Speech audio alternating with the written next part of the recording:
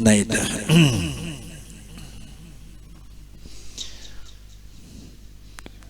Amun misalnya serba bisa, ke masjid bisa, ke langgar bisa, jadi imam bisa, tukang baca doa bisa, bepacaran bisa. Jangan marah bepacaran kada bisa, sebab yang namanya jodoh itu perlu diyakini tidak akan kemana-mana.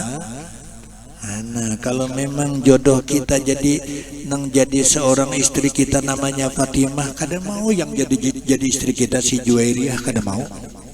Tetap Fatimah. Kalau memang jatah kita adalah Maimunah, kada mau Siti Julaiha, ya kan? Kalau memang kita jatah bini ngarannya Yunita, kada mau ngaran bini kita nang lain pada Yunita, ya kan? Tapi weh ini ngaran kada ada nang uyuhnya, harap ngaran mendengar namanya Masya Allah, tapi melihat orangnya innalillah.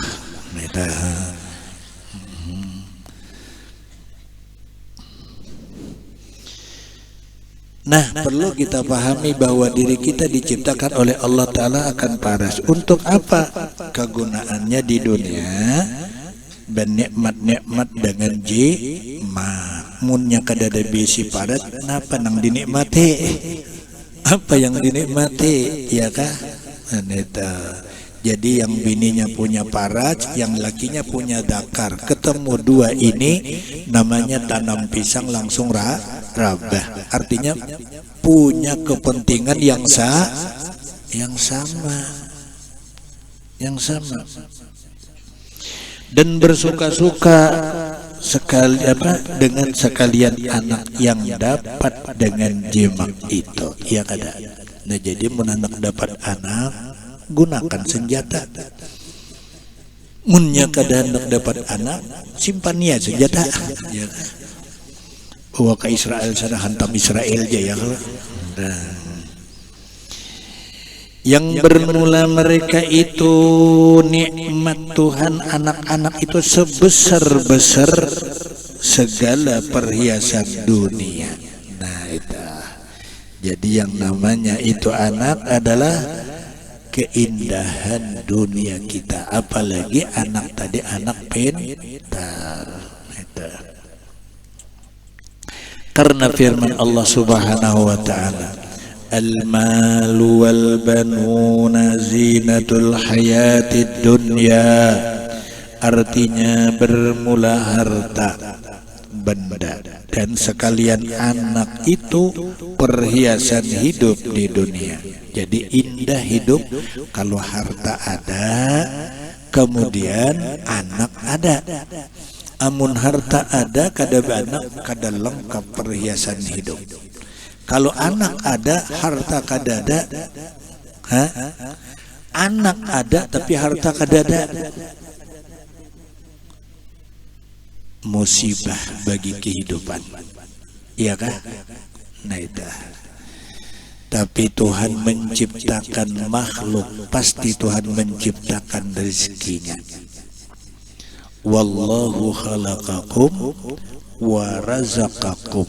Allah yang ciptakan kamu dan Allah Ta'ala juga menyiapkan untuk rezeki kamu. Jadi setiap yang dicipta mesti ada jatah rezekinya. Tergantung Allah yang maha hakim dan bijak. Ada yang banyak, ada yang sedikit, karena Tuhan paling tahu dengan keadaan hidupnya seorang manusia. Ini diperlukan rezekinya jangan terlalu banyak. Kenapa? Sebab karena ini orang apabila diberikan harta yang banyak lupa dengan Allah.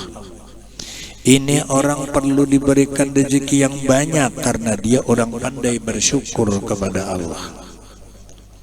Jadi itu rahasia bagi Allah untuk menjadikan rezeki kepada seseorang yang sudah ada termaktub di pada masa azal, di alam mahfud sana. Itu kada kawa kita yang ngatur. Cuman kita wajib mencari, tapi kada wajib mencari jumlah rezeki. Di mana kita berada, usahalah, karena tidak, Allah Ta'ala sudah menyatakan kalau rezeki sudah terbentuk dengan terukur dan rezeki sudah terdaftar dan akan ada nilai seseorang semasa hidupnya dengan jumlah rezekinya yang sudah Allah tentukan. Cuman la ya'lamu mustaudaha wa mustaqarraha. Kita tidak ada yang tahu di mana andaknya rezeki, di mana tetapnya rezeki harus kita cari. Makanya kita mencari di mana adanya rezeki kita. Itu aja yang dicari, bukan rezekinya harus minta diadakan terus kada, tetapi andaknya aja kita mencari. Tuhan tidak memberikan tahu di mana rezeki kita.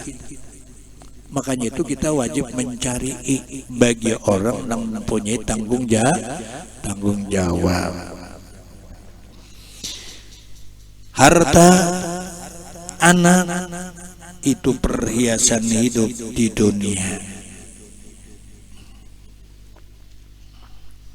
Anak ada kada berduit, itu paling besar musibah.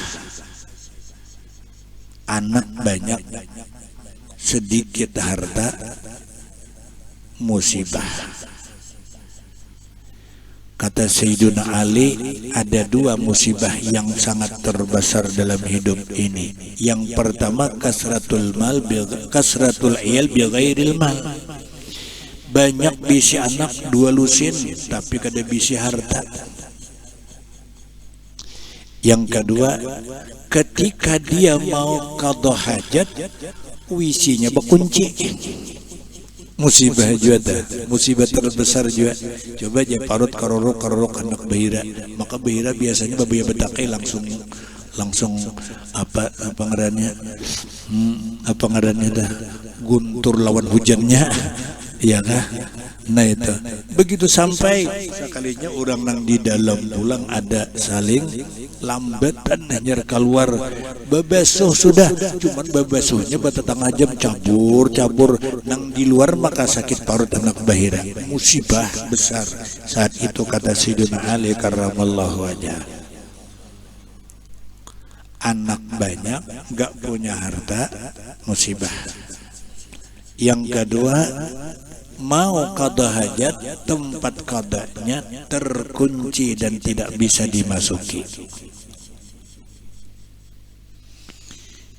Itu firman Tuhan yang pertama, mintalah kita dengan Allah banyak anak, sebab orang banyak anak itu membahagiakan Nabi Muhammad, namun diiringi dengan supaya rezekinya tercukupi. Itu aja.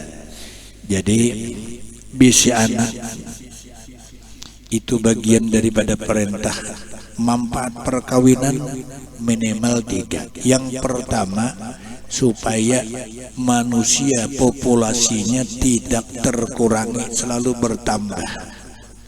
Yang kedua, yaitu kita dengan perkawinan, dengan supaya kita kawin tadi dapat apa ya, melaksanakan sunnahnya Rasulullah. Yang ketiga, dengan perkawinan tadi lalu banyak anak membahagiakan Nabi Muhammad. Minimal sebegitu niatnya sebelum kawin dan hendak kawin. An-nikahu sunnati, buka tanakahu tanasalu taksuru fa inni mubahin bikum al-umam. Kata Rasulullah, kawinlah. Yang kedua, tanasalu, usahakan supaya beranak dengan perkawinan. Artinya tanam bibit supaya mau beranak. Yang ketiga, taksuru, jangan henti-hentinya baulah anak, banyak ke anak. Fa inni mubahin bikum al-umam. Kata Rasulullah, aku sangat bangga dan berbahagia karena umat yang terbanyak adalah umatku, kata Nabi Muhammad. Jadi perbantuan kita salah satu di antara yang membahagiakan Nabi, banyak-banyak punya anak. Namun mintalah kecukupan dalam membiayai anak. Tapi sepanjang orang yang bertekad ingin memberikan bimbingan, memberikan pendidikan, memberikan nafkah kepada anak, Tuhan pasti akan membuka jalannya. Yang tidak terbuka karena memang cuek dengan anak. dan bakhil dengan anak, tidak mau memberikan jajan untuk belanja anak. Nah itu akan siapa yang suka menyempitkan akan kebahagiaan anak keluarganya, maka dia akan disempitkan oleh Allah Subhanahu wa taala punya kehidupan.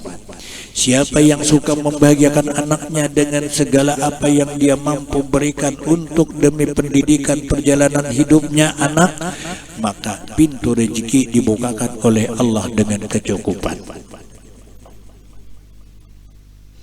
Jadi modal itu nang sebelum kawin ingatakan jangan genggam pisit lawan harta kalau untuk anak, tetapi jangan terlalu terbuka nantinya anak menjadi bandal dan menjadi anak itu apa namanya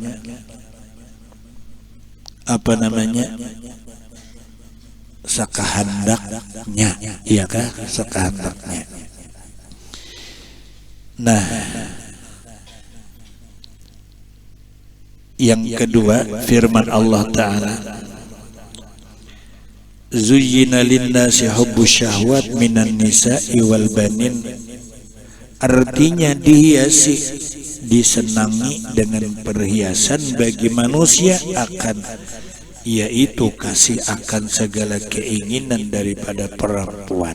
Ini laki-laki yang beriman memang diandaki katujuh melihat bibini. Kalau laki-laki tidak ada sama sekali cinta lawan perempuan, laki-laki itu tidak ideal dan tidak normal. Nah,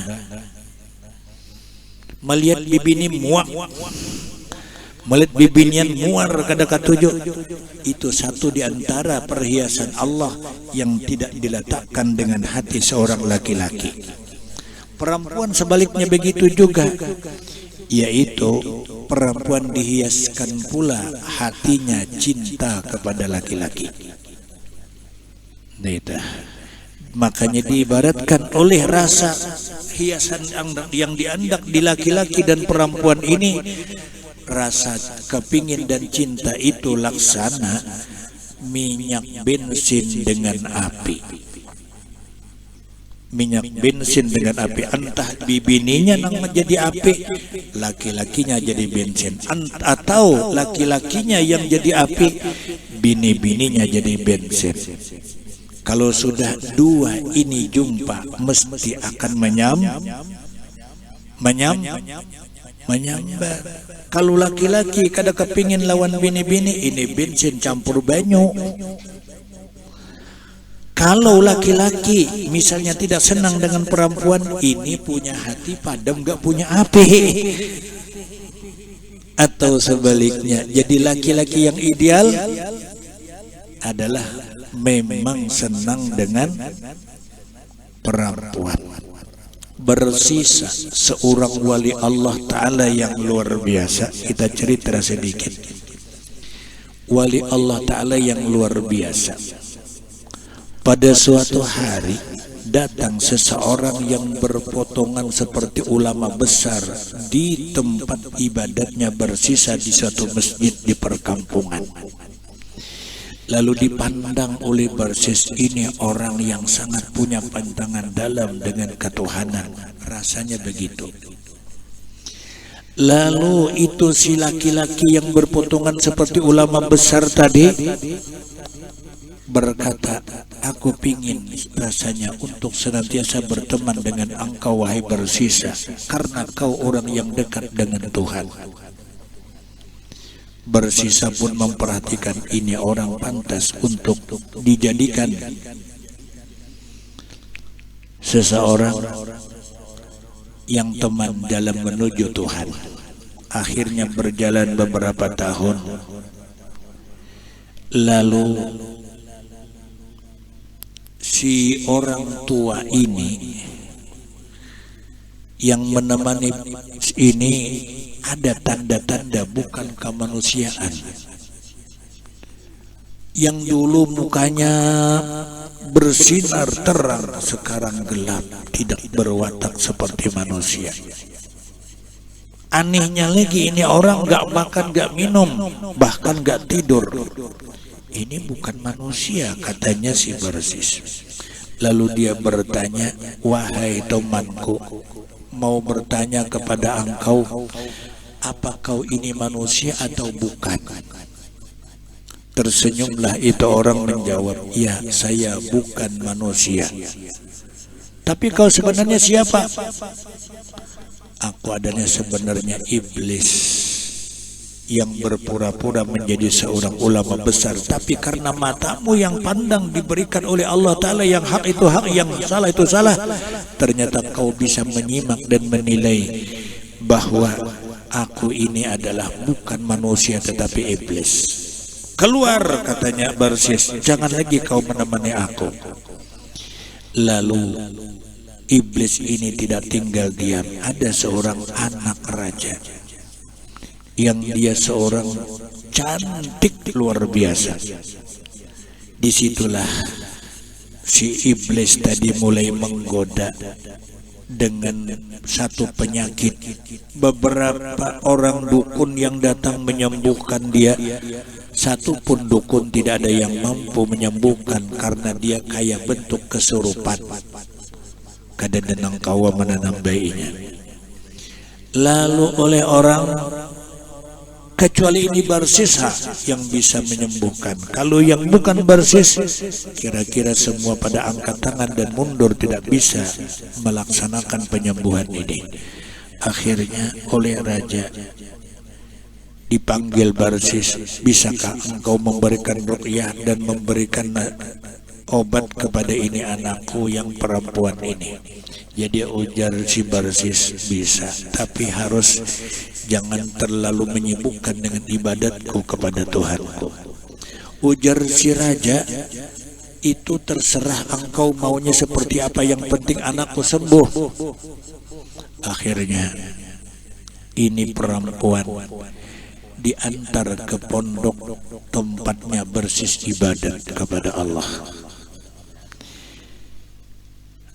Tidur di tempat Barsis, siang di tempatnya Barsis, ibadat Barsis selalu jalan terus. Namun pada satu saat terpandang juga kepada itu perempuan yang cantik. Dan si perempuan itu pun juga diberikan bisikan oleh syaitan, untuk apa lagi yang kau cari, bukan orang seperti Barsis. Kau perlu harus sediakan diri, jadikan jadi miliknya Barsis. Jadi bibiniannya digoyang, si Barsis punya nafsu dan syahwat tidak bisa juga dikendalikan. Pada akhirnya lama-kelamaan Barsis mempunyai taksiran, si perempuan mempunyai api kecintaan. Siapa yang lebih utama mengutamakan kata-kata I love you? Itu si perempuan. Wahai Barsis, di dalam hatiku tidak bisa lagi aku akan simpan. Sesungguhnya di hati ini aku telah jatuh cinta kepada engkau, wahai Barsis. Namunnya bibiniannya mengucapkan I love you, lelakiannya apa? Gagilaan. Barsis sedikit demi sedikit akhirnya terpaut juga hati sayang dan cinta kepada itu perempuan. Suatu saat yang di kegelapan malam, memang tempat berduaan saja tidak ada orang yang mau tahu dengan keadaan. Orang banyak percaya Barsis ini orang ulama besar, Barsis ini aulia Allah, tidak mungkin melakukan sesuatu yang tidak. Namun walaupun tingkatnya aulia, walaupun tingkatnya seorang yang mempunyai karamat, syahwat tidak dihilangkan dari tubuh seorang manusia tersebut. Akhirnya kekuatan amal kalah dengan kekuatan syahwat yang ada di dalam tubuhnya Barsis. Terjadilah perzinaan dengan ini perempuan yang paling cantik di negeri itu. Sehari, seminggu, sampai beberapa bulan, mulailah perutnya ini perempuan yang cantik buncit atau betianan. Hamil ini perempuan. Disitulah Barsis mulai gelisah. Sudah beranggapan bahwa aku ini sudah hilang di pandangan Tuhan.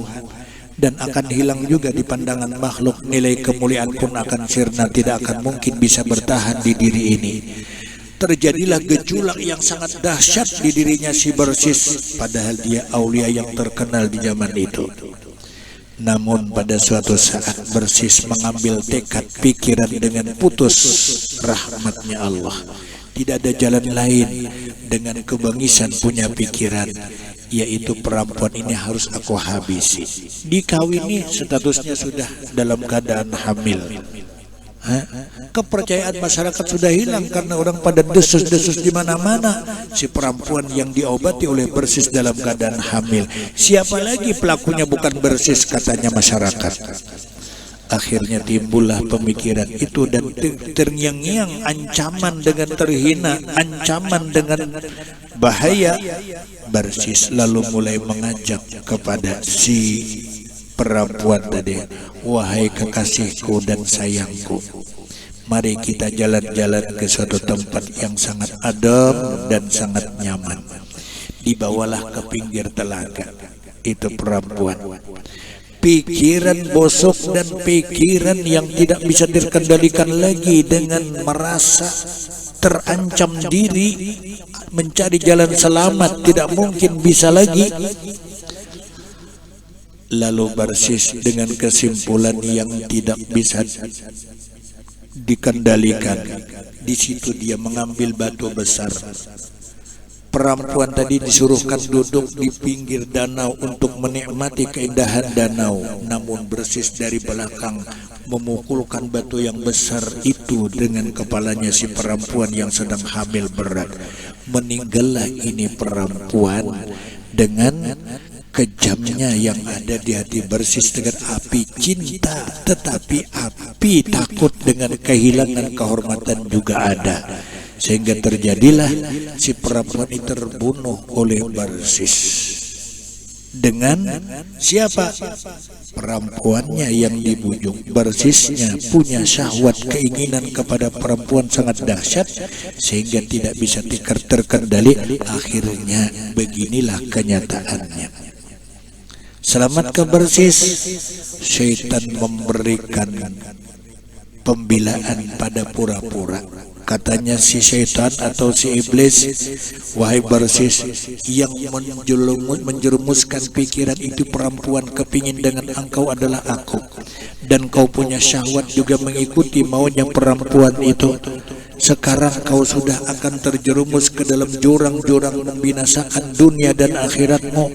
Namun kamu tetap ujuk kembali kepada Allah dengan tobatmu, supaya kau diterima oleh Allah.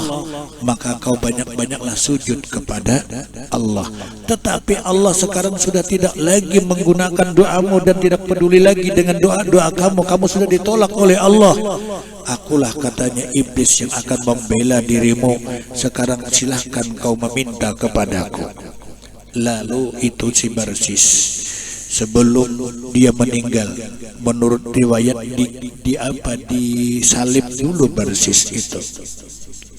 Disalib, di atas salib itu katanya si Barsis, bagaimana aku bisa sujud dan tunduk dengan kamu wahai si iblis, sementara aku dalam keadaan terpaku di atas ini salib.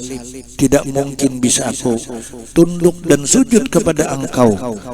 Kalau aku seperti ini, tolong lepaskan dulu aku di tempat ini salib yang tanganku terpaku, tanganku terikat, kakiku terikat, leherku pun terikat. Jadi ujar si iblis, wahai Barsis, ilmunya kan ada di dirimu. Kalau tidak mampu sujud dan rukuk dengan yang biasa, cukup tundukkan kepalamu, isyarat bahwa kau sudah sujud dan tunduk kepadaku. Saat itulah si Barsis dengan menundukkan kepala. Di saat dia menundukkan kepala, akhirnya dicabut roh oleh malaikat Barsis itu dalam keadaan sujud kepada iblis laknatullah. Wali derajatnya, wali tingkatan makamnya, namun kada selamat gara-gara gangguan nafsu dan syahwat. Walaupun punya prinsip, yaitu mempunyai diri, punya ilmu dan amal yang banyak dan besar, tapi kekuatan syahwat dan nafsu lebih besar daripada amal dan kekuatan amal. Oleh sebab itu, dari siapapun orangnya, di mana salahnya tadi, di mana? Karena terkumpul laki-laki dengan perempuan di tempat nang sunyi, disitulah salahnya. Jadi nang alim kah, nang babulang kah, kalau sudah berduaan dengan perempuan, hukumnya tidak ada kata-kata boleh, tetap hukumnya haram. Karena berapapun kuatnya kita punya doa, berapapun kuatnya kita punya amal, berapapun kuatnya kita punya ilmu, kekuatan syahwat dan nafsu lebih kuat daripada amal dan nafsu kita. Buktinya pangkat yang tinggi seperti Barsi seorang aulia, dia setiap waktu bisa terbang ke atas udara, bahkan dia punya murid 12.000, semua muridnya bisa terbang ke atas langit dengan ketinggian pangkat kepada Allah, tetap dia tidak bisa mengalahkan nafsu dan syahwat. Makanya yang paling aman dalam hidup supaya jangan terjerumus dengan lembah-lembah perbuatan zina, yaitu jangan suka dekat dengan perempuan, apalagi berpacar. Jelas? Jelas. Nah, sudah ingat situ aja dulu. Al-Fatihah. Bismillahirrahmanirrahim. Alhamdulillahirabbil alamin arrahmanir rahim maliki yaumiddin. Iyyaka na'budu wa iyyaka nasta'in. Ihdinas siratal mustaqim. Siratal ladzina an'amta 'alaihim ghairil maghdubi 'alaihim waladdallin. Amin. Bismillahirrahmanirrahim. Alhamdulillahirabbil alamin. Allahumma inna nas'aluka at-taufiq wal hidayah wa nas'aluka at-taubah wal maghfirah wa nas'aluka al-istiqamah bil 'ilmi wal 'amal wa nas'aluka husnal khatimah. Wa sallallahu ala sayyidina Muhammadin wa ala alihi wa sahbihi sallam. Subhana rabbika rabbil izzati amma yasifun. Salamun alal mursalin walhamdulillah.